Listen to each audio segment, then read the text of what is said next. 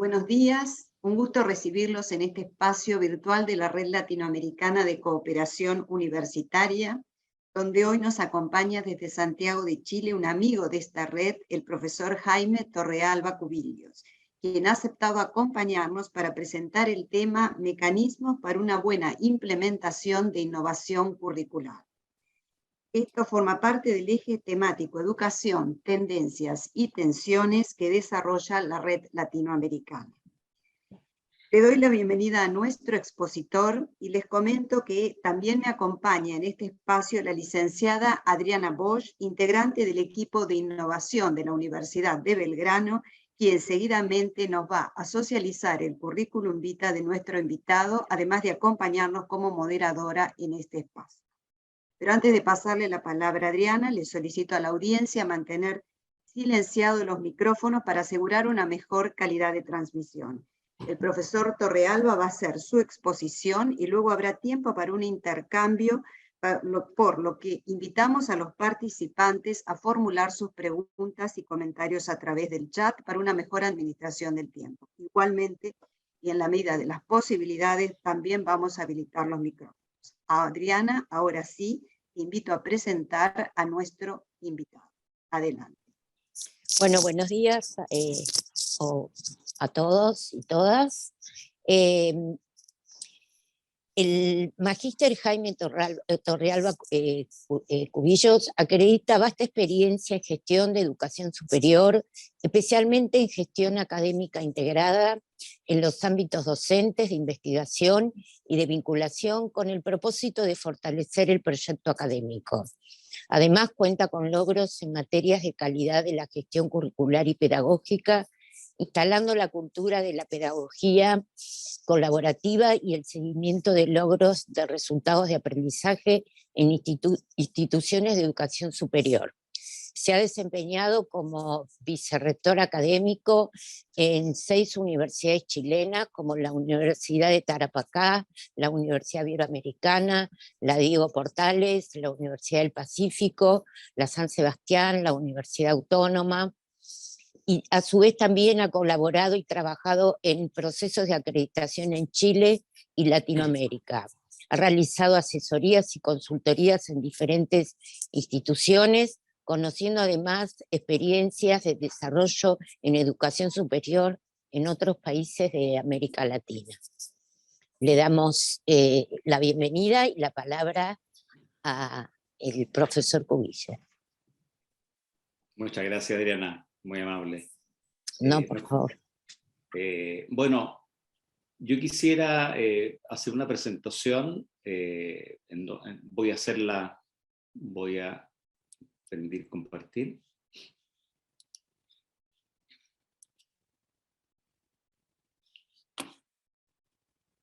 Bueno, en primer lugar agradezco por supuesto a Estela de Villa, quien ha sido contacto conmigo por muchos años.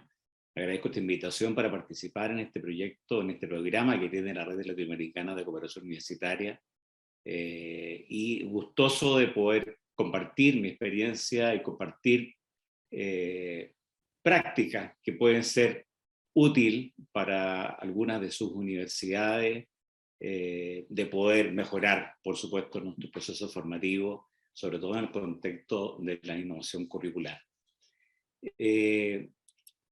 Voy a hacer la presentación basada en dos etapas. La primera, un poco hablar de contexto y hablar un poco desde qué entendemos por innovación curricular en estos tiempos, digamos.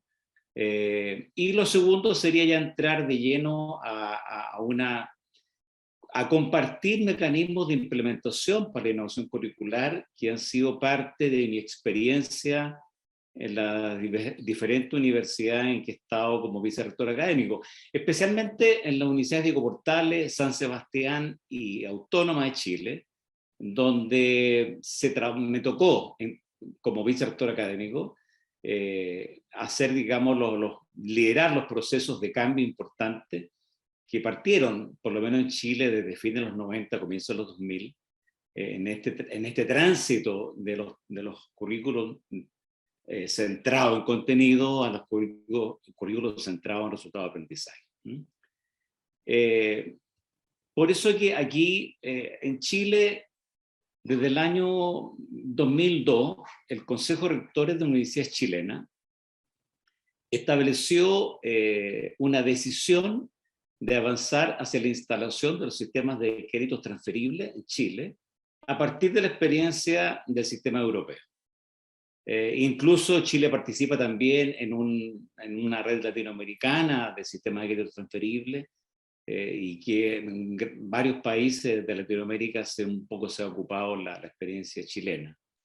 Entonces, ¿qué definió el Consejo Rector? El Consejo Rector lo hizo a través de una comisión de todos los vicerrectores académicos de las diferentes universidades del Consejo Rectores. Cabe destacar que el Consejo Rectores aquí en Chile son solamente las universidades estatales, que las lideran, por supuesto, la Universidad de Chile, la Universidad Católica, siendo las más relevantes. Y recién este año, más bien desde el año antepasado, si no me equivoco, ya han ingresado al Consejo Rectores algunas universidades privadas, como el caso de la Diego Portales, el caso de la Alberto Hurtado, porque cumplen ciertos requisitos ya de desarrollo más complejo como universidad. Entonces, por lo tanto, digo esto porque es un trabajo muy serio que se hizo en Chile desde el Consejo Rectores, que es donde están las principales universidades del país. Entonces se establecieron los requisitos respecto de qué es lo que se entiende por innovación curricular para instalar un sistema de créditos transferibles. Estos son 6 requisitos básicos. Primero, se establece que la característica 1 de la innovación curricular es definir los perfiles de egreso en base a competencias o resultados de aprendizaje, lo que se debe hacer obviamente en un proceso de validación interna y externa. Porque claro, hasta la fecha, todos los perfiles de egreso eran más bien frases declarativas de buenas intenciones, o algunas veces muy rimbombantes, y que no estaba claro que el proceso formativo se hacía cargo de eso. No avanza la presentación, perdón. No está avanzando la presentación, no sé si... No, estoy hablando de esto. Perfecto. Si querés ponerla en modo presentación. Si querés. ¿Está en modo presentación o no se ve? ¿Se ve la pantalla completa o no? Se ven las filminas a la izquierda. A ver, todas las diapositivas. No importa, igual se ve, ¿eh? Es que lo que hace es que estoy con 2 pantallas, entonces a lo mejor... No importa, si no se ve. Ya, déjeme... No sé. Ya, estoy hablando aquí del perfil de egreso, donde están las 6 características. ¿Eso se ve bien? Se ve, tranquilo. Perfecto. Adelante.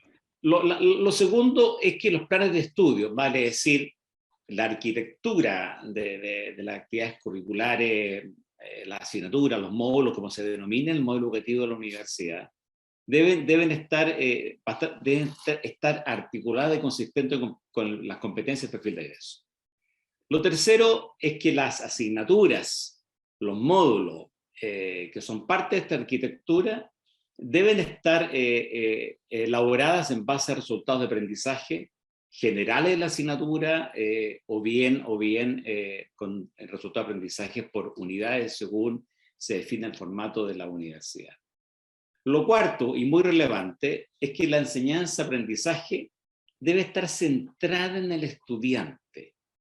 Esto implica un cambio muy relevante, que es complejo hacerlo de la noche a la mañana, ya que todos quienes estudiamos, digamos, a esta altura en el siglo pasado, estudiamos en procesos de enseñanza en base a contenido.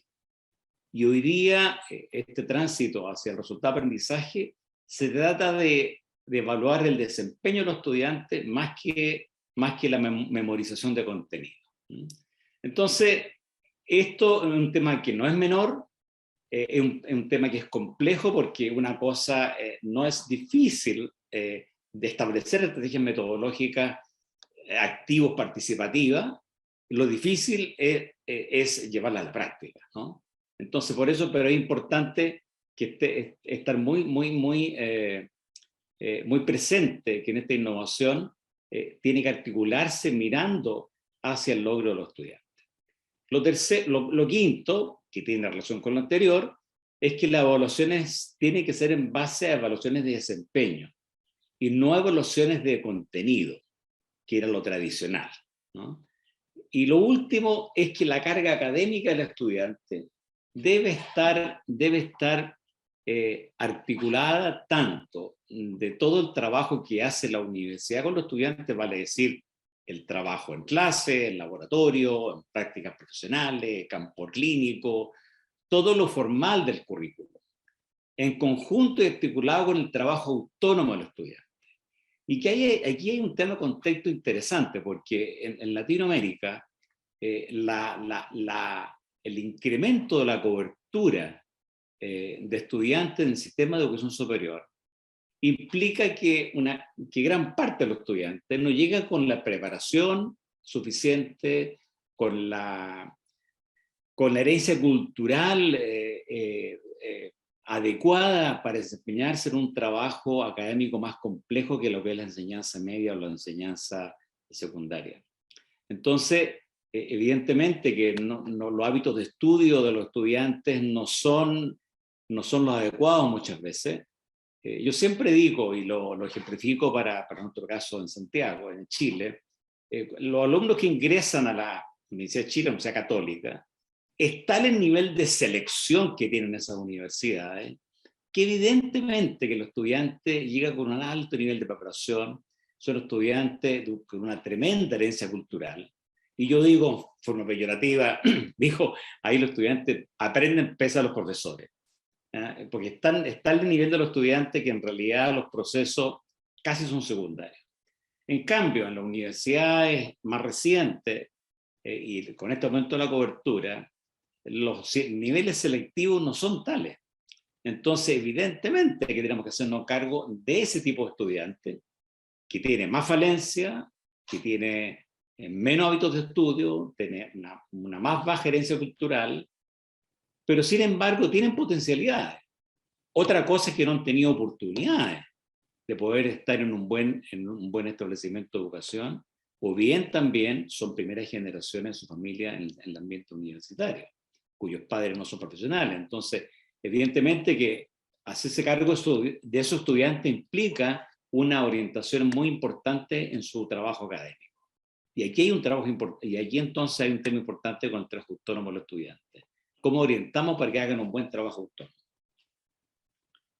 Bueno, aquí hay una declaración que a partir del sistema de créditos transferibles de Europa, donde dice que los desempeños de actuaciones de lo que se espera de un estudiante sea capaz de demostrar una vez terminado el proceso de estudio.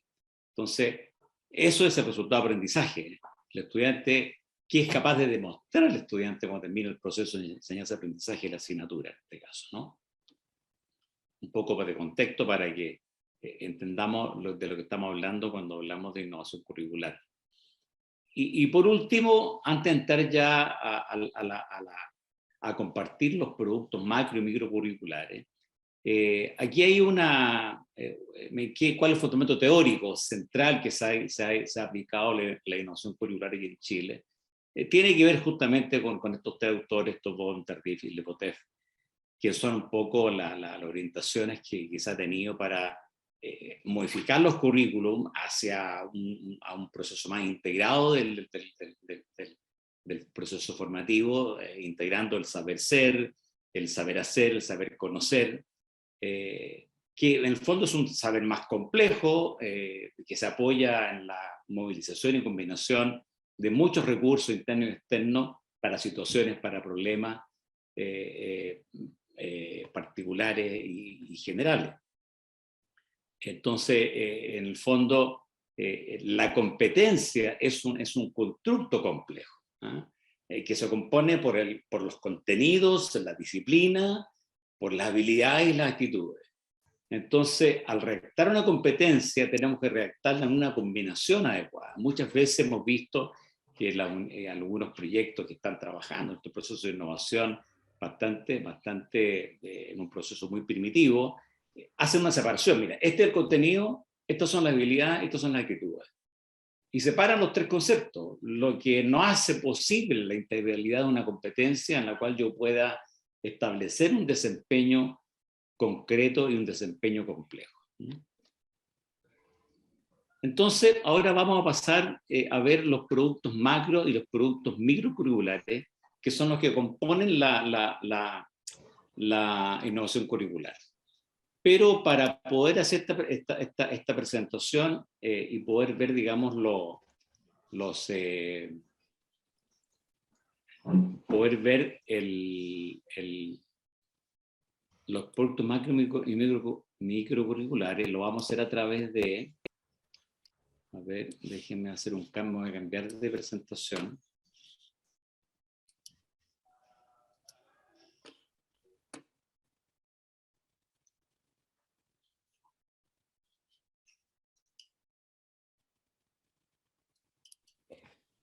Su presentación anterior no se vio. ¿No se vio? No. No, no corrió, Jaime, quedó congelada en la primera. No sé si la querés pasar de nuevo, no sé.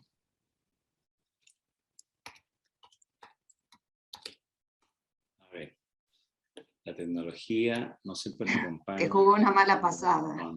Sí. A ver, déjame ver si...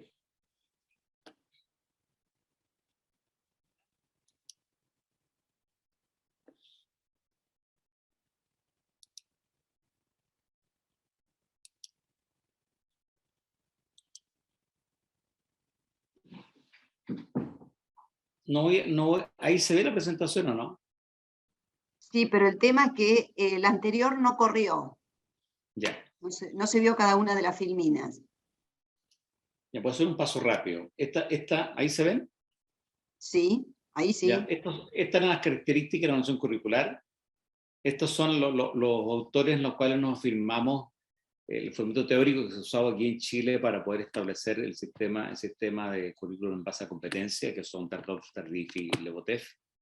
Y yo decía que voy a presentar ahora cuáles son los productos macro y curriculares de la forma en que se interpreta lo que es una innovación curricular para transitar a un currículo empresado en competencia.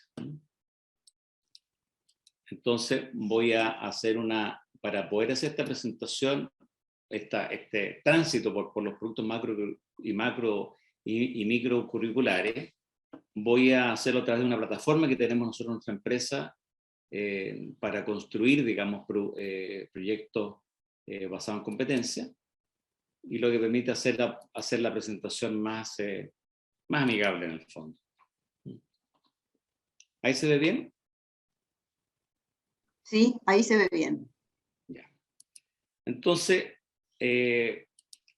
¿cuáles son los productos macro y microcurriculares? Aquí al lado derecho están los perfiles de egreso, la materia 1, 2, 3, plan de estudio y malla curricular. Voy a pasar rápidamente por cada uno de ellos, y estos son para nosotros los productos macrocurriculares para poder armar un currículum expresado en competencia. Aquí vamos a ver un ejemplo que tenemos en este demo, que vienen siendo cuáles son el perfil de egreso de la carrera de Ingeniería Comercial, con todas sus características propias de la carrera, título, grado, la descripción de la carrera, el ámbito que desempeña, y aquí vemos las competencias del perfil de egreso. Y acá voy a abrir esta competencia para que vean ustedes la forma de construir una competencia. Aquí tenemos por un lado el verbo, que corresponde a la acción, que aquí esto está vinculado justamente a la taxonomía de Marzano. Aquí está el contenido. Aplica estrategias corporativas y de negocios orientadas a generar ventaja competitiva, creando valor para la organización, y el contexto es considerando las variables críticas del entorno. Entonces, esta ventana justamente ayuda a armar una competencia estableciendo el contenido disciplinar de lo cual se trata esta competencia articulada con la condición de contexto, que son muy relevantes y no es fácil porque justamente cuando trabajamos con lo académico para establecer los perfiles de egreso, es fácil llegar a tener 10, 20 competencia de perfil de egreso. Y aquí ustedes ven que en esta carrera, esto es un ejemplo real, digamos, hay un demo en la presentación, pero un ejemplo real, esta carrera tiene solamente 7 competencias. 7 competencias de egreso. Son 3 disciplinares y son 4 profesionales. Y son competencias complejas, integradas. Aquí no estamos separando el contenido de la habilidad y del contexto. Después tenemos la matriz 1. La matriz 1, que es otro producto macrocurricular, en este caso es la repetición de las competencias de egreso, pero si la carrera tuviera ciclo formativo, ciclo básico, ciclo intermedio y profesional, que habitualmente el básico en Chile viene siendo 4 niveles, o sea, son 2 años, en la cual algunas universidades entregan el grado bachiller, y el ciclo intermedio viene siendo 8 semestres o 4 años, que corresponde a la entrega de la licenciatura. Y el título profesional se entrega, no sé, en esta carrera se entrega a los 5 años, en medicina se entrega a los 7, y en ingeniería se entrega a los 6, que es el caso chileno. El siguiente producto macrocurricular es la matriz 2 que denominamos, que es la matriz que nos entrega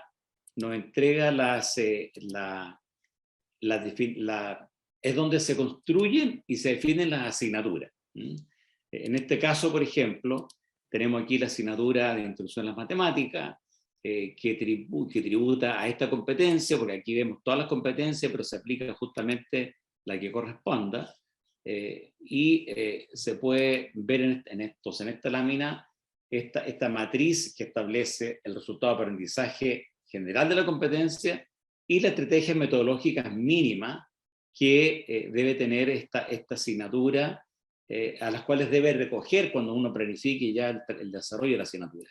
Que aquí hay un sinnúmero de estrategias metodológicas que son las que se deben elegir para poder tener establecido cuáles son las que van a ocupar.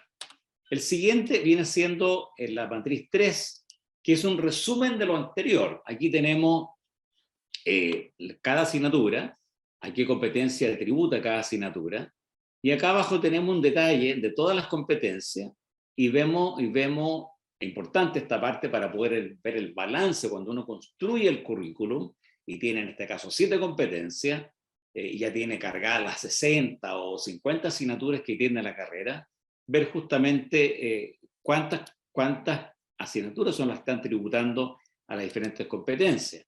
Y aquí hacer un balance, aquí no están cargar toda la asignatura, por lo tanto se ve claro un claro desbalance, que hay una competencia que no tiene asignatura asignada todavía, ¿se fijan? Entonces, esta matriz ayuda justamente a ver ese balance de desarrollo de las diferentes competencias del perfil de egreso. Aquí tenemos el otro producto macrocurricular, es el plan de estudio, se denomina así acá, que corresponde a la síntesis por nivel, o por semestre en este caso, en la cual están las asignaturas con todas sus horas, y aquí están las horas teóricas, los módulos teóricos.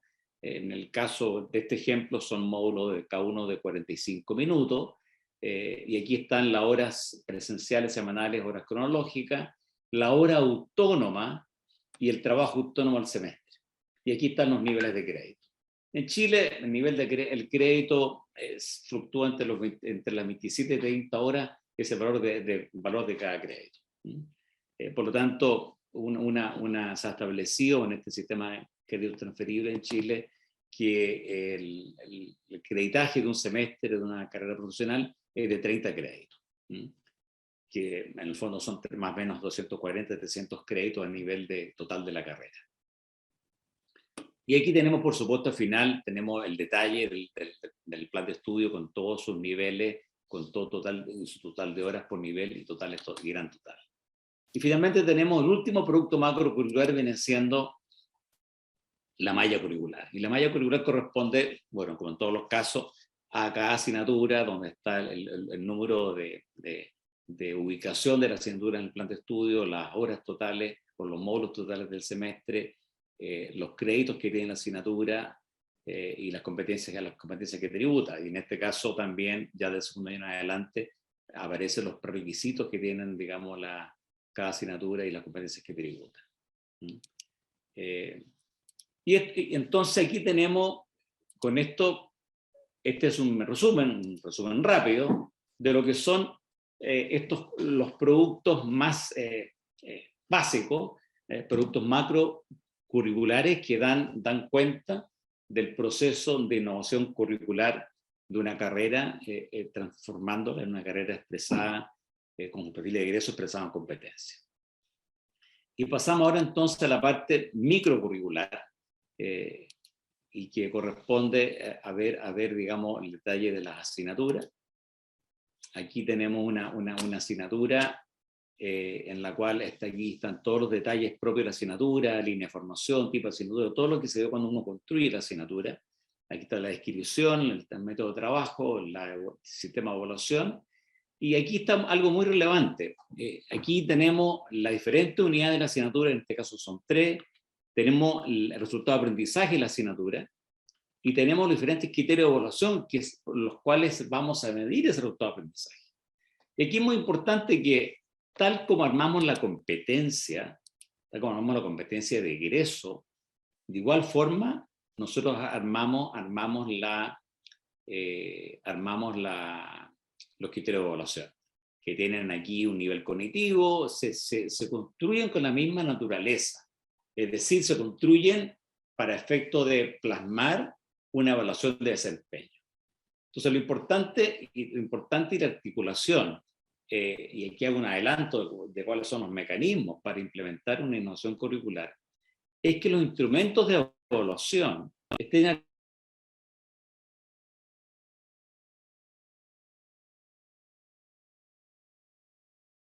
Ay, se perdió la conexión.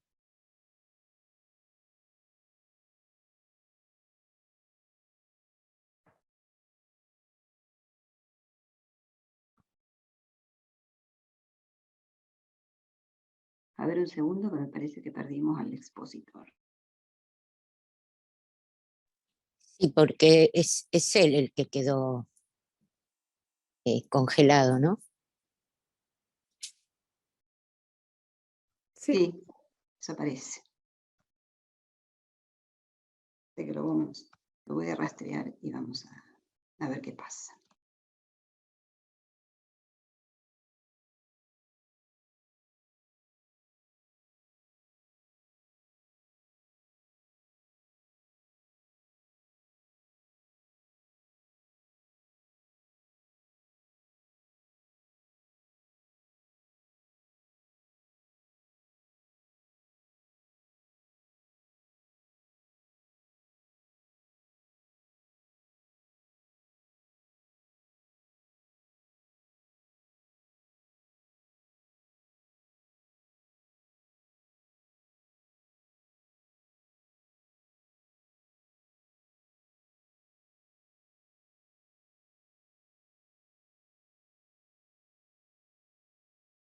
Se fue la presentación, bueno.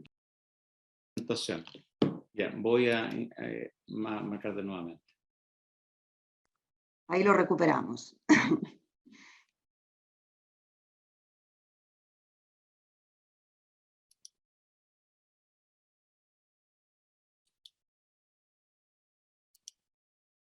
¿Volvimos? ¿Ahí sí? Sí, ahí estamos. Gracias. Entonces lo importante, decía yo, que justamente cuando establecemos los criterios de evaluación para poder medir nuestro aprendizaje de una unidad, es relevante que cada criterio de evaluación tenga una ponderación, un peso específico para medir ese RA, que sume 100, por supuesto, de manera tal de que cuando hagamos los instrumentos de evaluación, ya sea instrumentos escritos, que son preguntas de desarrollo breve, extenso, alternativa o mixta, o bien cuando tengamos instrumentos de observación como rúbricas, pauta de cotejo, tanto las preguntas del instrumento escrito como las dimensiones de los instrumentos de observación estén vinculados expresamente, cada pregunta y cada dimensión estén vinculadas a cada criterio de evaluación. Entonces, de esa forma, el docente hace una concatenación inmediata entre el proceso evaluativo y la demanda curricular. ¿Ah? Entonces, es un proceso que es complejo, implica capacitar a los profesores implica todo un cambio, porque si no hacemos un cambio en los sistemas de evaluación, seguimos con un divorcio importante entre lo que está escrito, que es un currículum expresado en competencia, innovado, a lo que se está haciendo dentro del aula. Entonces, esta parte, hay mecanismos que quiero explicar más adelante de cómo esto se puede llevar a cabo. Y finalmente, el otro producto microcurricular viene siendo lo que es la planificación de la asignatura, que, bueno, aquí digo planificación, a veces le llaman sílabo, a veces le llaman ruta de aprendizaje, en fin. Aquí es donde si la sesión, si esta asignatura tiene X sesiones al semestre, la idea es que aquí estén todas las sesiones totalmente escritas previamente, preestablecidas, donde están, por cada línea de esta viene siendo una sesión de trabajo con los estudiantes, un trabajo presencial o sincrónico, donde justamente se dice a qué criterios de evaluación se van a trabajar en estas sesiones, cuáles son los contenidos relevantes que se van a tocar en estas sesiones, cuáles son las estrategias metodológicas que se van a aplicar, cuáles son las actividades en el aula, que en el fondo es una bajada de la estrategia metodológica que se está trabajando, etc. Y aquí importante, y retomo el tema del trabajo autónomo de los estudiantes. Aquí hay un ejemplo que hicimos justamente aplicado en la universidad que yo estuve y he estado, en la cual determinamos cuáles son los posibles trabajos autónomos que puede hacer un estudiante, ya sea a nivel individual o a nivel grupal. Entonces, ¿la idea cuál es? La idea es que el profesor pueda recomendar, orientar a los estudiantes del trabajo autónomo que debe hacer dentro de la semana, previamente para esa sesión de clase. Esto es un tema que no podemos controlarlo como profesores, sin duda. Pero en consideración al tipo de estudiantes que recibimos en la universidad, decía yo, por esta ampliación importante de la cobertura en el sistema de educación superior, estudiantes que no llegan con la preparación suficiente, que no han tenido las oportunidades anteriores para poder llegar en buena forma a un proceso académico más complejo como es la universidad, entonces hay que orientarlo. Entonces, cuando hablamos de un crédito transferible que es en base a 30 horas del crédito, estamos hablando de que el trabajo semanal del estudiante se aproxima a las 45-50 horas, de las cuales son la mitad y poco menos la mitad de esas horas son trabajo en la universidad, en el aula, en práctica, en ayudantía, en laboratorio, en campo clínico, lo que sea. Y el resto del tiempo, o sea, estamos hablando más o menos de 25-30 horas de trabajo personal. Entonces, el estudiante que no llega con hábitos de estudio, que no llega a una buena preparación para poder enfrentar un proceso formativo complejo como en la universidad, hay que orientarlo, hay que ayudarlo. Es decir, yo siempre digo, hagámonos cargo de los estudiantes que recibimos. Si no recibo estudiantes de alto nivel formativo, de alto nivel de preparación, entonces hagámonos cargo de quién recibimos, ¿no? Y por eso es muy importante establecer esta orientación, este acompañamiento de los estudiantes, de qué deben hacer y además, evidentemente, darle materiales. O sea, cuando hablamos que hay una ficha de lectura, como un ejemplo que se colocó, bueno, las fichas las tengan, si hay guías de ejercicio también las tengan, subirlas al LMS que use la universidad. Entonces, cosa de llevar al estudiante a un proceso formativo integral y que él ocupe bien su tiempo para poder tener logro.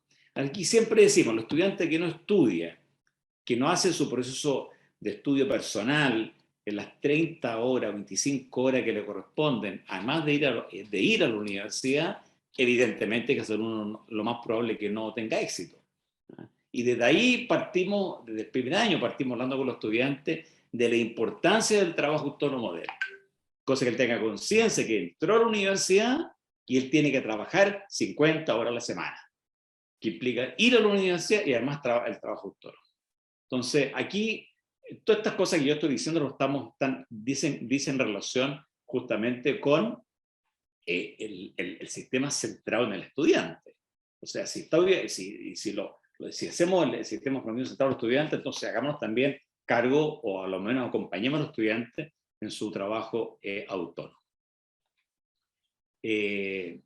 Ahora voy a pasar ya, aquí creo que expliqué a grosso modo y rápidamente todo lo que son el trabajo de innovación curricular que al menos hacemos en Chile, que corresponden, digamos, a la innovación curricular como se establece acá. Y ahora voy a seguir con la presentación, ojalá que me funcione, para entrar ya un poco de lleno a las propuestas de mecanismo, que no es más que compartir. ¿Se ve bien ahí no, Adriana? Sí, se ve, se ve. Perfecto. No, voy a quedarme aquí nomás, no voy a hacer una presentación, no voy a ampliarla, porque Bueno. si no, capaz, porque ahí donde se me produce como estoy con dos pantallas, se me produce una dispersión. Está bien. Entonces, lo primero es hablar aquí de los lineamientos pedagógicos. Cuando hablamos, nosotros vimos ¿cómo se llama? Todo el proceso macro curricular y micro curricular de desarrollo de un nuevo currículo. Pero cuando hablamos ya de la implementación, ¿cómo ese currículo lo llama al aula? ¿Cómo lo llama a la práctica? Entonces aquí implica hacer un trabajo importante de establecer lineamientos pedagógicos que tienen que ver con las relaciones entre los profesores, tienen que ver con los trabajos metodológicos y evaluativos, de manera tal de que ese proceso formativo lo hagamos con esa demanda curricular que tenemos. ¿Y esa cuál es? Es entonces, obviamente, este currículum expresado en competencia, en la cual el tránsito natural aquí es desde el contenido al desempeño. Esa es como la lógica, yo creo, más simple de graficar lo que significa este cambio importante. Aquí, obviamente, que el objetivo general es establecer los logros de los resultados de aprendizaje de los estudiantes. Entonces, cuando yo hablo de ver el resultado de aprendizaje de una unidad, y esa unidad yo la evalúo con un instrumento escrito de desarrollo breve, extenso, y le doy una nota, la nota no me dice lo suficiente, no me dice si realmente el estudiante alcanzó el resultado de aprendizaje. O sea, en Chile la escala de calificación es de 1 a 7, y uno aprueba de nota 4. El uno sacó un 5, yo asumo porque sacó un 5, en la prueba general para medir ese resultado de aprendizaje, asumo que logró el resultado de aprendizaje. Entonces aquí vuelvo, yo les decía que para medir el resultado de aprendizaje se establecen criterios de evaluación. Entonces yo, si no vinculo cada pregunta de ese instrumento al criterio de evaluación, no tengo certeza que yo estoy logrando el aprendizaje. Entonces la lógica sería entregarle una nota al estudiante y además entregarle un logro de cada criterio de evaluación en consecuencia del resultado de aprendizaje. Y aquí también tiene que ver los otros mecanismos importantes, son los mecanismos de gestión pedagógica. Cómo los directivos de las carreras, que son los que lideran el proceso, porque yo siempre digo que estos cambios en las universidades no se hacen por decreto de rectoría ni por resolución de rectoría. Muchas veces uno hace la resolución de rectoría y con eso estamos tranquilos, pero no pasa nada en el aula, no pasa nada en los cambios. Entonces, ¿de qué forma nosotros sensibilizamos, seducimos, entusiasmamos a los directivos de las unidades académicas, director de carrera, jefe de carrera, de los decanos hacia abajo, como se denomina en la universidad, que están a cargo de la unidad académica? ¿Cómo logramos que ellos lideren estos procesos de cambio y acompañan a los profesores y generan un mecanismo para que esto se lleve a cabo? Y evidentemente que estos mecanismos tienen como razón fundamental subsanar las brechas entre el perfil de ingreso de los estudiantes, el ingreso real, con el perfil de ingreso que pretendemos en ese proceso formativo. Y aquí tengo una síntesis de los mecanismos. ¿Se ve bien la presentación, Adriana? Se ve bien, Jaime. Perfecto. Aquí hay una síntesis de los mecanismos que están divididos en cuatro ámbitos. las comunidades académicas o comunidades educativas, como se denomina en la universidad, la gestión en el aula, diagnóstico, seguimiento y dispositivos de apoyo complementario. Algunas de estas especificidades las voy a ver más adelante, pero aquí voy a ver lo general y que ya aquí estamos entrando en los mecanismos formales. Para mí, el mecanismo más importante son justamente las comunidades educativas. ¿Qué es lo que es una comunidad educativa? Una comunidad educativa es el conjunto de profesores por nivel. Y para mí lo más importante es el primer nivel de la universidad, o sea, los 5 o los 6 profesores de esas 5 o 6 asignaturas que componen el primer año, el primer semestre del estudiante de la universidad. Entonces, este mecanismo implica que hay todo un procedimiento para que estos profesores, además de hacer sus clases, trabajen y se coordinen. Cuando hablo de mecanismo se entiende por un mecanismo un proceso que está escrito, que está socializado, que se hace acompañamiento y se prepara a los profesores para aplicar ese mecanismo, que se hace un seguimiento y evaluación del mecanismo y se mejora el mecanismo. Si no tiene todas esas variables, no es un mecanismo, es una instrucción, es una declaración, pero el mecanismo implica algo que esté escrito, socializado, se acompaña o se perfecciona a los profesores o a los estudiantes, según sea el caso, y se haga seguimiento. Entonces, una comunidad educativa es un proceso que está escrito, de cómo funcionan, cómo se reúnen, y aquí la lógica, desde el punto de vista práctico, es que estas comunidades académicas se reúnen por lo menos 2 veces al mes, durante 2 horas en cada reunión, al margen de sus clases, para poder hacer estas coordinaciones. Y las misiones fundamentales de esta comunidad académica, de esta comunidad educativa, en el primer nivel, tiene que ver primero, hacernos cargo de los estudiantes que recibimos, conocer a los estudiantes. Eso implica que se ha hecho un diagnóstico, una caracterización de los estudiantes que ingresaron, y se comparten las características del grupo curso que tiene ese conjunto de profesores. Entonces, si se fijan, aquí estamos hablando que estamos haciendo carne el hecho de centrar el proceso en el estudiante.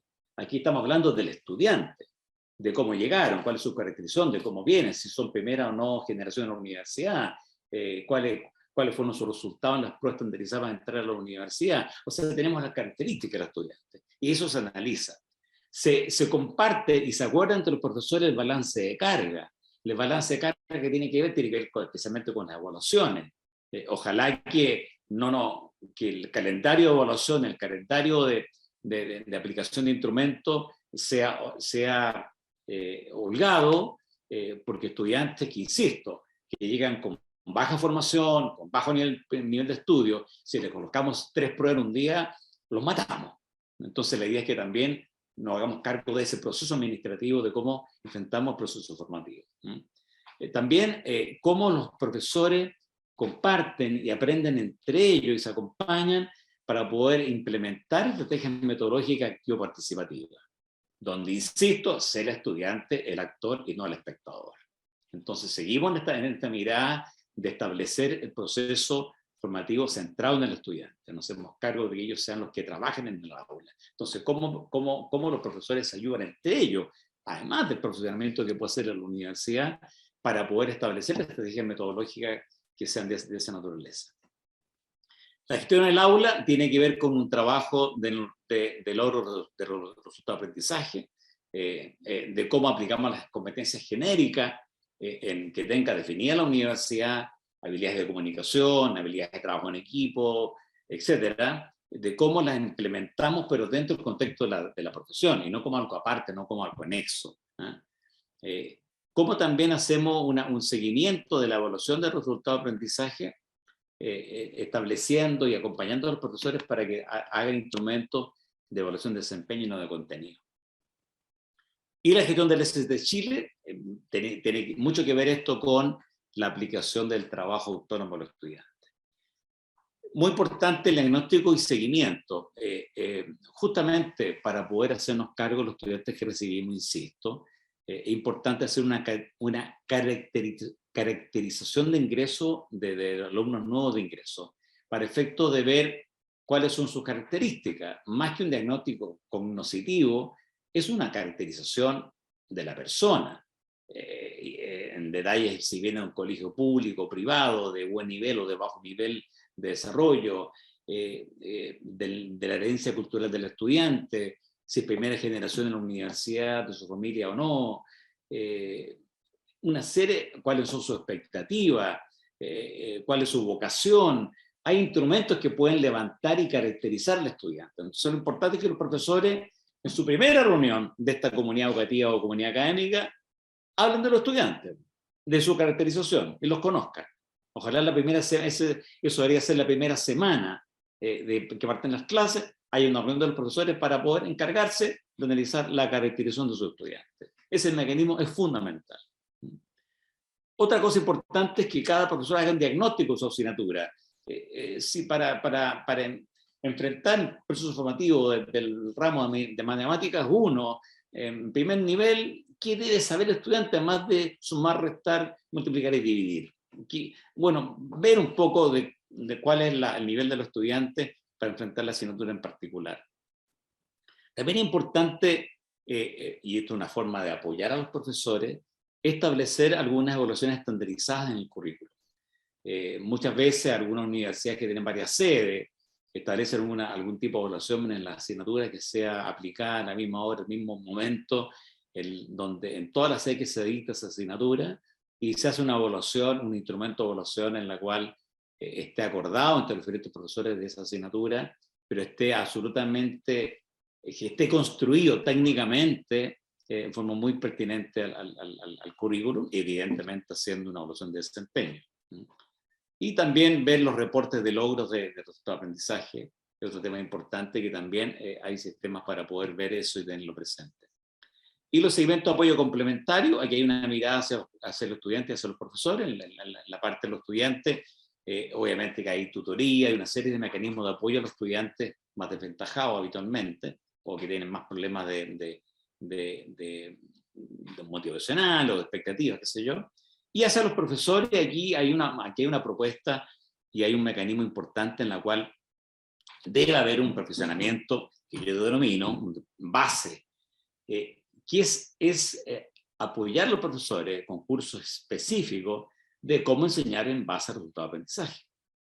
Y cuál es el cambio que debe hacer el profesor para modificar su proceso formativo en la cual esté centrado en el estudiante con metodología activo-participativa y cómo yo hago una evaluación de ese proceso que tiene que estar centrado en desempeño. Y eso implica perfeccionamiento a los estudiantes, a los profesores, sin duda. Yo en las últimas UNICEF que estuve, tanto en la San Sebastián como en la Autónoma, este plan base era obligatorio para todos los profesores que se entrasen en primer nivel.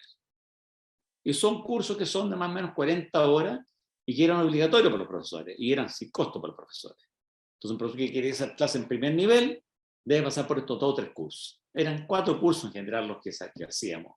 Era cómo enseñar en base a resultados de aprendizaje, cómo evaluar resultados de aprendizaje, cómo trabajar en un ambiente colaborativo entre profesores y el otro era en base a establecer metodologías de activo participativa. Hace un repaso por las diferentes metodologías que hay para llegar a establecer una metodología activo participativa. Y además de eso hay otros perfeccionamientos que son de carácter pedagógico, metodológico o disciplinar, pero que son ya de elección de los profesores, pero tiene que haber siempre aquí un acompañamiento para este proceso de cambio importante. Y que haga una pasada rápida a mi juicio, los mecanismos principales, ya les decía, las comunidades educativas o comunidades académicas tienen estas 5 características. Es un trabajo colaborativo entre los docentes del mismo nivel, especialmente me centro en el primer año, el balance de carga, tanto de evaluaciones como de metodología. Por ejemplo, si aquí yo en la primera hora tengo el ramo de matemáticas 1 y a la segunda hora entra el otro profesor y hace la administración 1, ahí tiene que haber un acuerdo que trabajen metodología distinta, cosa que al estudiante no le generemos un ambiente más grato y más amigable y no sea más de lo mismo. Obviamente el análisis de la caracterización de los estudiantes nuevos El seguimiento de los estudiantes, de sus logros, la comparación entre una y otra asignatura, que eso lo ven en el grupo de profesores, en el trabajo colaborativo, en el trabajo en equipo, y también en la derivación de los estudiantes a los mecanismos de apoyo.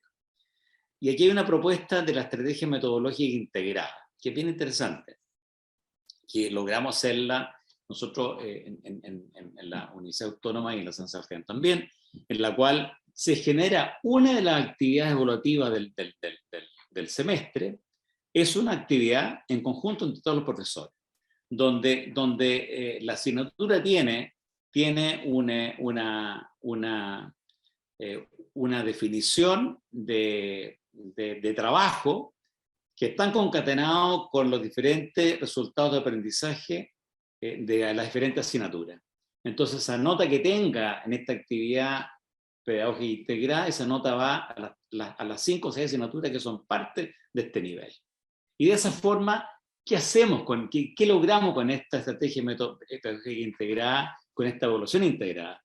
Logramos que el estudiante le ayudamos a integrar las materias y no le entregamos la formación compartimentada.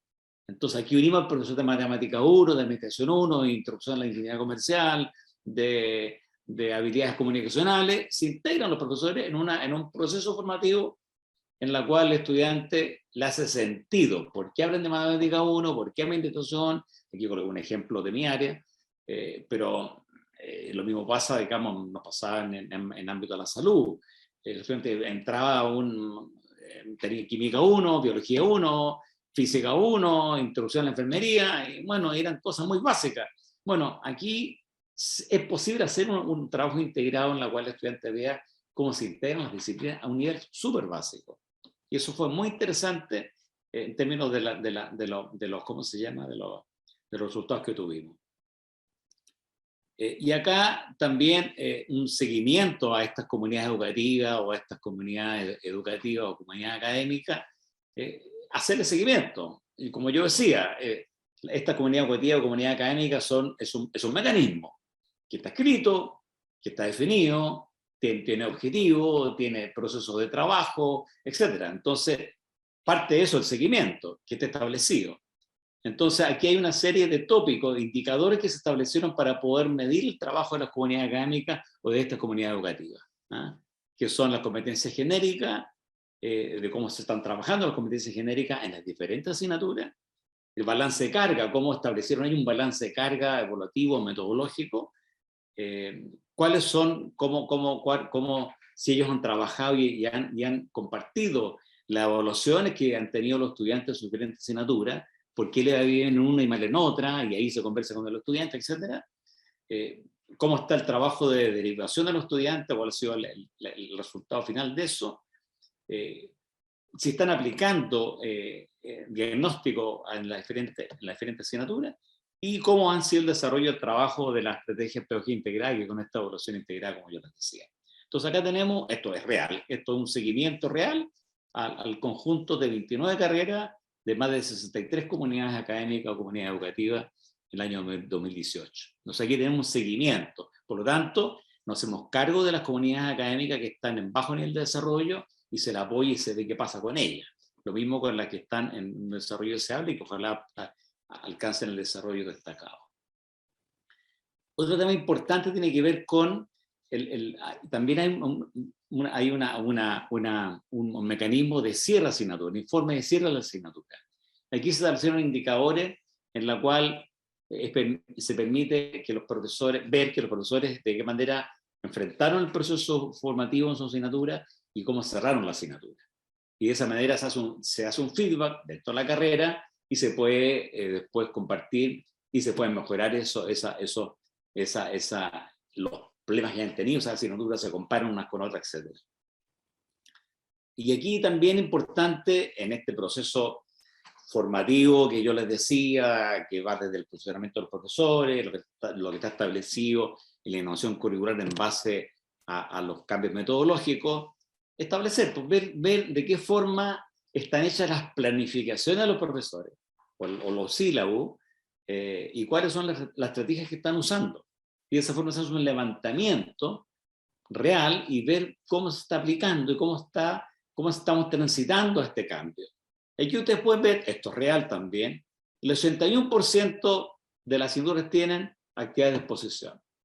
Esto está desagregado por carrera, por asignatura, y también se ve hasta qué punto algunas tienen solamente, están centradas en eso, y muy pocas en las otras actividades que son más bien de metodología, de trabajo más participativo, como el método caso, el sistema de lectura previa, juego de roles, el aprendizaje basado en problemas, basado en proyectos, paneles de discusión o debate. Entonces, esto no solamente basta no basta, digo yo, que esté escrito en el currículum, sino que hay que hacerle seguimiento y hay que hacer un mecanismo que se haga cargo de esto.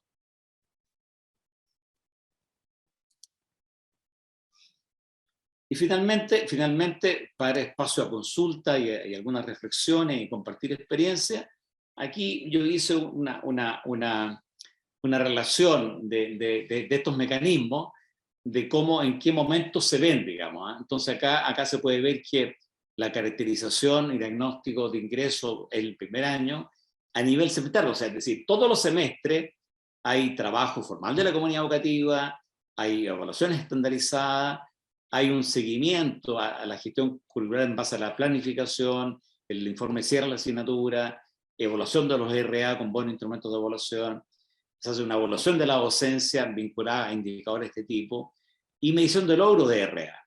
Medición de logro de RA lo dije en un momento que tiene que ser, a más de la nota, de qué manera yo hago un seguimiento del logro de los RA.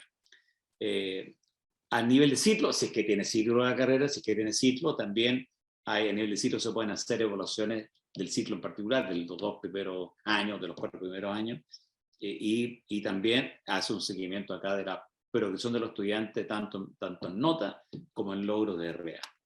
El plan de estudio, también el cierre de la asignatura es importante tenerlo presente de toda la asignatura. Cómo está el proceso de aprendizaje más servicio. Bueno, aquí se ha dado mucho énfasis en Chile, también en varios países que yo he participado en algunos congresos de lo que es aprendizaje más servicio, que es un poco cuál es el fortalecimiento de la vinculación con el medio de la universidad.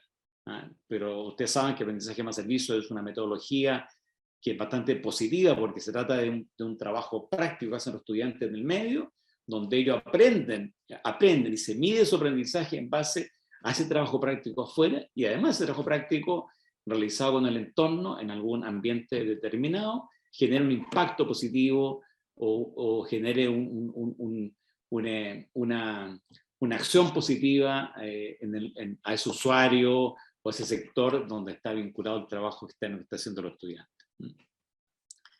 Y obviamente que se mantiene la visión de los logros de RA, y en perfil de egreso, establecer una evaluación evaluación del perfil de egreso es importante, estar siempre validando el perfil de egreso en forma paulatina durante los diferentes años por ciclo, y también la medición de los logros, las competencias del perfil de egreso, que sirven sin perjuicio que están vinculadas a la asignatura. Muchas veces las últimas asignaturas del currículum tienen que ver con un trabajo más integrado del total del aprendizaje del estudiante en sus 50 anteriores asignaturas, y que en esa asignatura integrada se puede ya hacer un trabajo de medición del desempeño, en base a desempeño, del logro de las competencias de los estudiantes de perfil de egreso.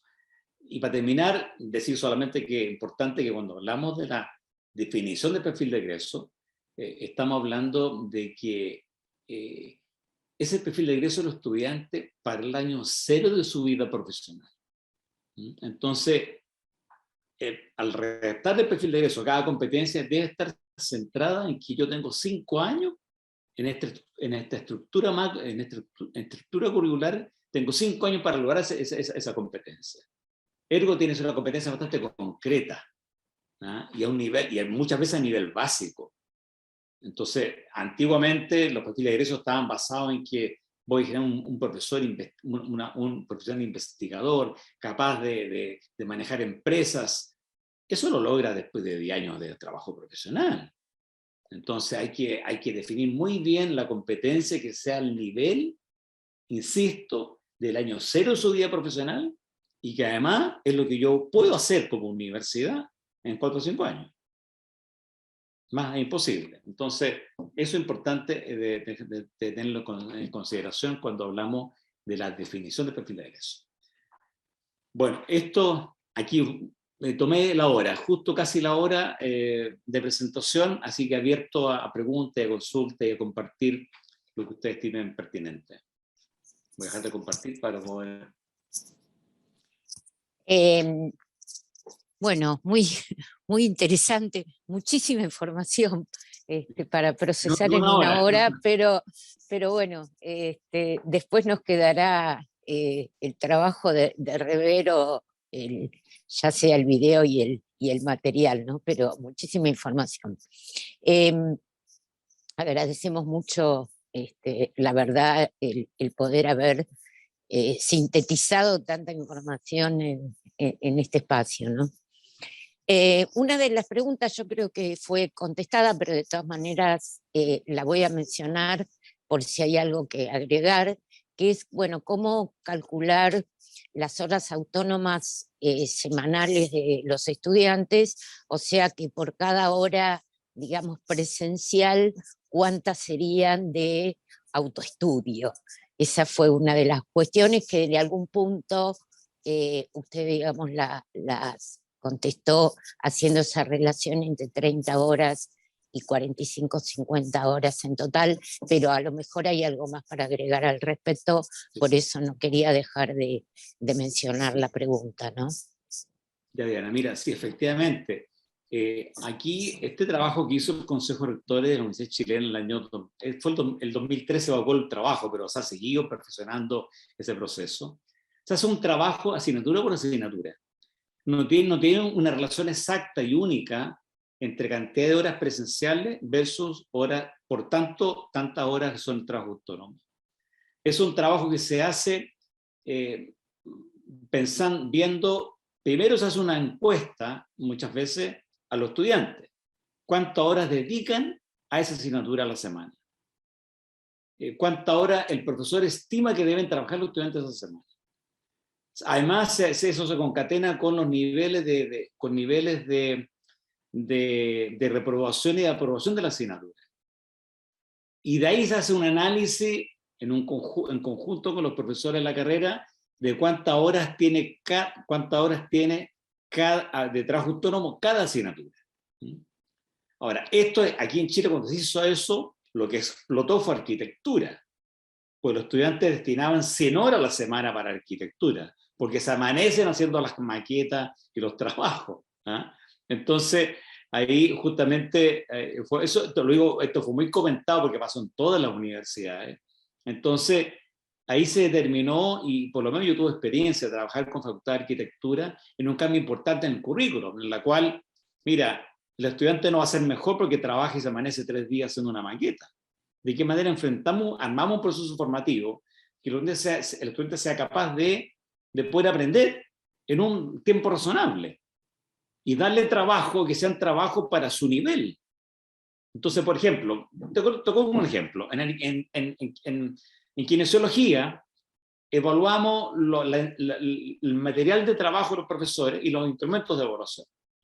Y un médico traumatólogo nos dijo, mira, este trabajo aquí en esta área tiene que ver con un especialista en traumatología. Entonces, anatomía hay que trabajar a un nivel básico de la anatomía 1, uno no puede aprender que anatomía 1 uno logre que el estudiante maneje 100% todo el cuerpo humano por dentro como corresponde. No, entonces ahí nos dimos cuenta que había contenido excesivo en una asignatura y métodos de trabajo que no correspondían al nivel.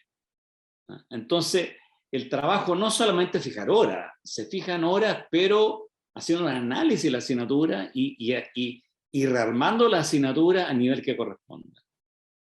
Y eso al final nos da tantas horas semanales presenciales a la asignatura y tantas horas de trabajo autónomo a la asignatura. Entonces, si mi asignatura tiene 3 horas de trabajo autónomo, yo, profesor, ¿cómo oriento a los estudiantes para que ocupen esas 3 horas de esa asignatura del trabajo autónomo? Entonces, también aquí la comunidad educativa, la comunidad académica que se junta, también conjuntamente pueden apoyar y acompañar y orientar a los estudiantes del trabajo autónomo para la semana, pero de las diferentes asignaturas. Entonces, tiene un tema de fondo importante el creditaje, del punto de vista que incorpora el trabajo autónomo a los estudiantes. Bueno, gracias por la respuesta. Otra de las preguntas es, ¿cuál es la diferencia entre estrategias metodológicas y actividades en el aula? Ya, a ver, la estrategia metodológica es el constructo en la cual establezco de la forma en que yo quiero recibir, yo quiero apoyar a los estudiantes en un aprendizaje. Y la actividad es una bajada más concreta. ¿Puedo colocar algún ejemplo?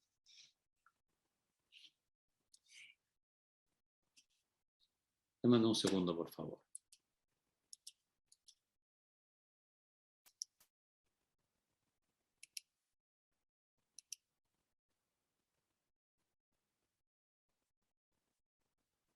Por ejemplo, el aprendizaje basado en problemas.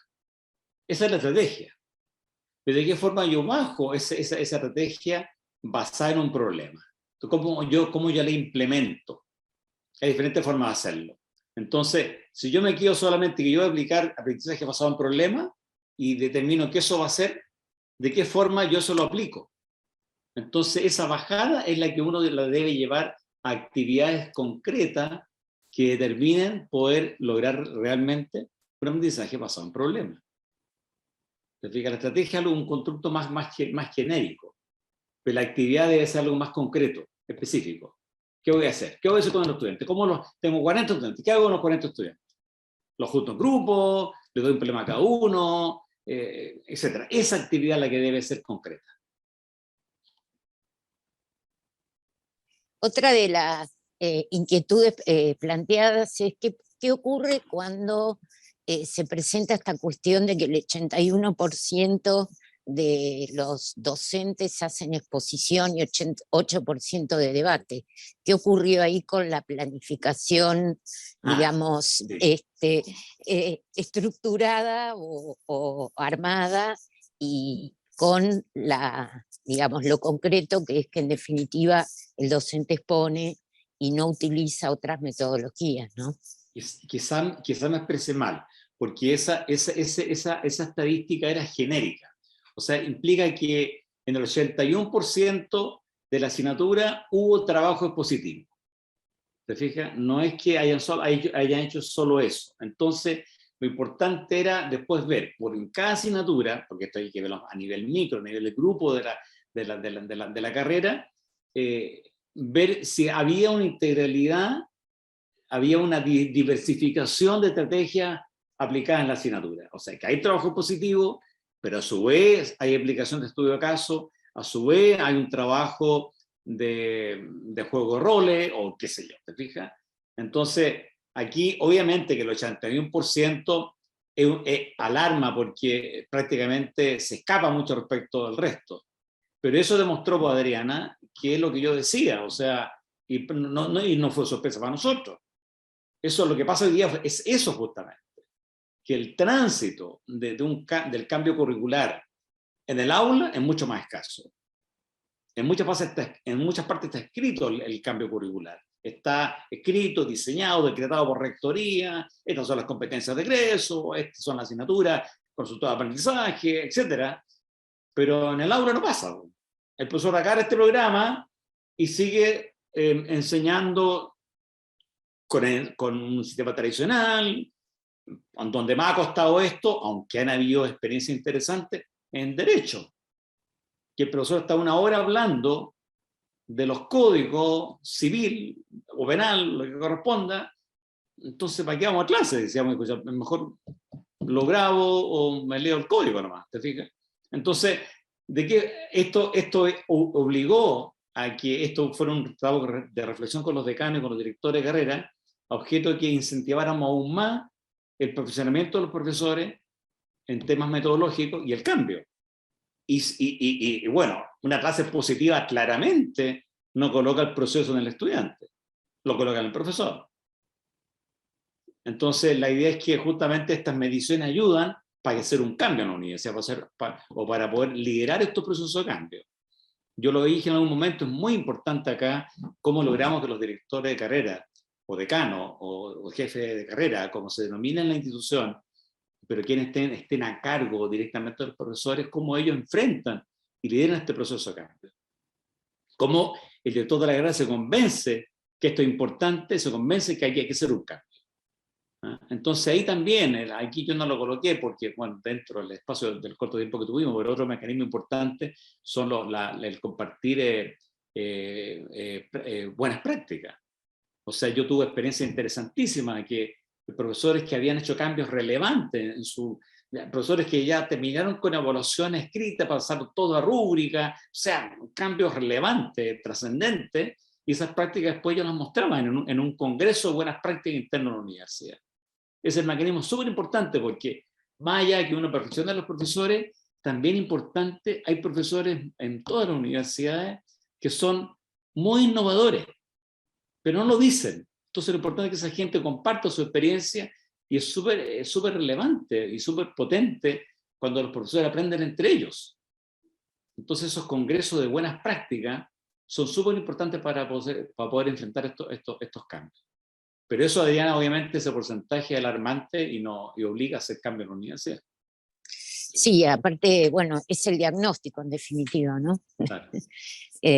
Por eso, bueno, un par de preguntas más, así tampoco demoramos ni a usted ni a toda la gente que tiene muchas ocupaciones. Fundamentalmente todo esto, como lo mencionó en más de una oportunidad, tiene que ver con la capacitación a los docentes para llevar a cabo este cambio, ¿no? Y digamos, ¿cuánto tiempo lleva esa capacitación y cuáles serían los principales, digamos, programas que se utilizaron para capacitar a los docentes, ¿no? Mira, eran cuatro programas, y cada uno de 40 horas. Uno le llamamos Mi práctica docente en base a la enseñanza de resultado de aprendizaje, evaluación de resultado de aprendizaje, pedagogía colaborativa y método y cambio metodológico en la enseñanza, donde se trabajan todas las metodologías y las actividades metodológicas. Entonces, esos 4 cursos fueron en varias universidades, lo hacen como obligatorio a los profesores de primer año. Y son cursos sin costo para los profesores, por supuesto.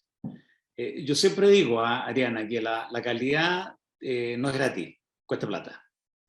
O sea, la universidad si quiere calidad, tiene que invertir. Y invertir implica en este perfeccionamiento que coloca la universidad a disposición de profesores. Invertir implica pagarle a los profesores que son por hora esas horas de trabajo de la comunidad educativa y comunidad académica, esas 2 horas mensuales que trabajan y si el profesor no es jornada completa, esas 2 horas se le deben pagar, si el profesor hora, porque yo le pago la hora de clase solamente. Entonces, evidentemente que son costos que no son gravitantes, pero son costos que asume la institución. En pro de la calidad, ¿te fijas? Sí, justamente vinculado con eso, ¿cuál es la dedicación? Hablamos de la dedicación del alumno, ¿cuál es la dedicación del docente para poder, digamos, implementar todos estos mecanismos de gestión pedagógica que usted mencionó, ¿no? Y claro. Ahí ya lo dejamos tranquilo con esto.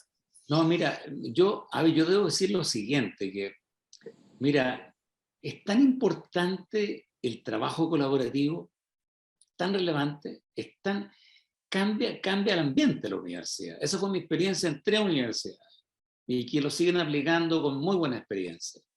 Cuando el profesor ya sea jornada completa o por hora, lo convocan a estas comunidades educativas que deben trabajar durante 2 horas mensuales o quincenales muchas veces, y se les paga esa hora, pero además se les pide su opinión. Entonces los profesores pasan a ser, a mí yo tuve testimonios interesantísimos. Me decía un profesor, mire, yo soy profesor ahora en 5 universidades, yo vivo de esto, y ninguna de las universidades me hayan convocado a dar mi opinión, me hayan convocado a compartir con mis colegas. Yo enseñaba matemáticas 1 y no sé qué enseñar del lado, no sé, y punto, y no me conozco con otros profesores. Conocí al director cuando yo me fui a hacer el contrato, digamos, nunca más lo vi. Entonces, tú creas un ambiente formativo distinto. Ergo, los profesores se entusiasman y trabajan en pro de eso. O sea, a ver, jamás hay que obligar. Como yo digo siempre, ¿cómo lideramos? Liderar, ¿qué implica? Implica que yo, como vicerrector académico, como decano, como director de la carrera, ¿cómo voy seduciendo y logrando que el profesor se involucre en un proceso de cambio relevante en pro del estudiante? Entonces, yo le decía a los profesores, y creo que en varias partes de Latinoamérica debe pasar lo mismo, ¿qué pasa con esos estudiantes que llegan a la universidad, que es primera generación en la universidad, y la familia tiene todas sus fichas puestas en ese estudiante, en ese hijo? Que mire, aquí mi hijo va a ser el que nos va a tirar, el que va a tirar la carreta para adelante. Él va a ser profesional. ¿Qué pasa si le fallamos a esa familia, a ese alumno? Entonces, pero hagámonos cargo de eso, porque ese estudiante llegó con poca habilidad de estudio, llegó con una baja preparación, estudió en un colegio municipal que era de mala calidad, que es todo mal, no tuvo oportunidad en la vida, pero tiene potencialidad y está con expectativa. Entonces, creo que esa es la forma en que nuestros profesores que están enseñando en este ambiente y que se hacen cargo de estos estudiantes, cambien su disposición, ¿te fijas? Entonces, yo tengo pura experiencia positiva en esto, Adriana. Los profesores participaban entusiasmados, las comunidades académicas eran preciosas, estas actividades pedagógicas integradas que se hacían, hicieron cosas maravillosas en diferentes carreras, pero eso fue porque el liderazgo institucional de la diferente instancia era muy importante. No era, mira, usted hace este curso de profesionamiento o se va a la calle. No es el discurso. Era obligatorio, sí, pero le damos un tiempo. Mire, usted el próximo año, si no hace otro curso, no puede hacer clase en primer año. ¿Te fijas? Pero se le explicaba el por qué, y los profesores lo hacían, además que lo hacían a veces sábado y domingo. A veces porque era súper difícil que un profesor que se dedica a enseñar en varias universidades, que es profesor ahora, ¿a qué hora lo convoco durante el día? Entonces, o era en la noche o eran los sábados, hasta los domingos algunas veces, ¿te fijas? Pero lo hacían con entusiasmo por eso, porque era un cambio con un sentido, yo diría, social. ¿Cómo nos hacemos cargo de estos estudiantes que son falentes? Que hay que apoyarlos para que sean alguien en la vida. Entonces, eso es un poco la mirada. Si no establecemos eso como mirada, no hay caso. Y bueno, por último, esto, digamos, se ha aplicado fuera de Chile, en la medida que usted conozca, ¿no? Por supuesto. No he visto yo experiencias como esta. A ver, la única experiencia que conozco importante, que no es lo mismo, pero usted me imagino estarán de acuerdo conmigo, que es el TEC de Monterrey. Yo participaba en el TEC de Monterrey en los diferentes congresos que hacen de estos congresos internacionales de innovación educativa, y además tuve la oportunidad de contratar a gente del TEC de Monterrey que nos hicieron una preparación a todos nuestros directores, jefes de carrera, secretarios de estudio, aquí esto fue en la Autónoma de Chile hace 2 años, en la cual nos hicieron todo un curso especial para la evaluación de desempeño. Y ahí, por esos motivos, tuve oportunidad de conocer el TEC de Monterrey en particular. El TEC de Monterrey hace esto.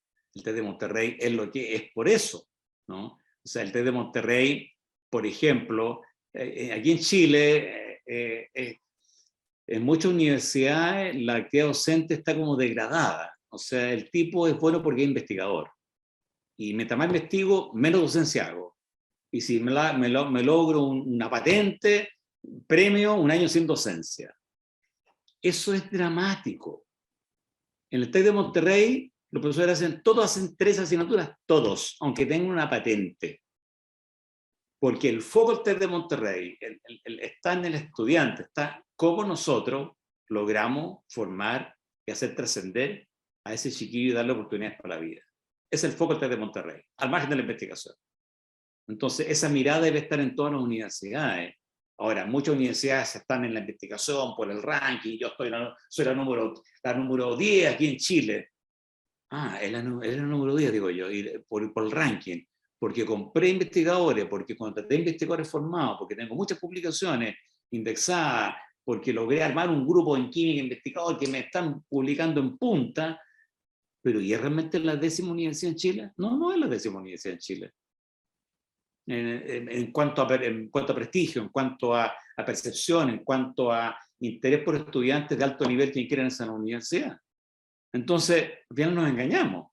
Entonces, ¿cómo nosotros logramos justamente que el cambio sea con esta mirada? Y yo creo que esto pasa en todas partes. Entonces, lo más difícil, Adriana, aquí es generar mecanismos concretos para poder hacer un proceso formativo ad hoc. Y esto, claro, obviamente que yo tengo una experiencia que logré porque estuve mis 35 años de vida profesional, prácticamente el ejercicio en esta vicerrectoría académica, logré aquilatar y logré un aprendizaje en los hechos, y encontré la forma, y encontramos la forma con diferentes equipos de cómo hacer carne esto. ¿Te fijas? Entonces, fuera el TEC de Monterrey, que no conozco otras realidades, no sé. Pero estamos abiertos a apoyar sin duda. Sí, ellos evidentemente son un ejemplo en muchas cosas, ¿no? Ese observatorio de innovación educativa es realmente, que además tiene cualquier cantidad de información abierta y libre para que cualquiera pueda aprovecharla, ¿no? Bueno, no podemos lamentablemente seguir extendiendo más el tiempo, pero agradecemos muchísimo y a todos también por la participación hasta último momento.